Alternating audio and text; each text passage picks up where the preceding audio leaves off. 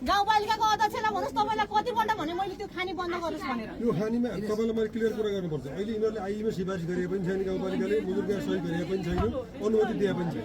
अनुमति नदिए भने कसरी चल्यो त खानी? अहिले आइ सोध्नु नि कसरी चल्यो भने प्रहरी प्रशासन यही छ, सिडिओ प्रतिनिधि आउलान्। तपाईँलाई कतिपल्ट भने मैले त्यो खानी बन्द गरोस् भनेर? बन्द गर्न नदिए सिफारिस सिफारिस नदिए भने किन बन्द भएन त? कतिचोटि भन्नु बन्द भइरहेको थियो नि त। धेरै समय बाद साथीभाइ तपाईँहरूको मिलन मत छ यसमा। बन्द गरेर अनुमति नदिएको भए सरहरू किन हिजो यहाँ देखा पर्न आउनु भएन?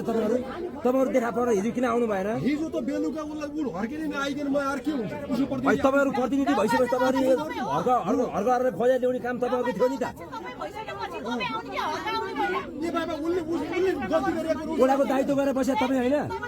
तपाईँ होइन त ओडाको मान्छे त। तपाईँ त शान्तलाई किन आउनु सक्नुहुन्थ्यो नि त? पालिकाको मान्छे त तपाईँ हो। हामीले शान्तलाई किन आउनु सक्नुहुन्थ्यो नि त? अहिले मरेपछि गर्ने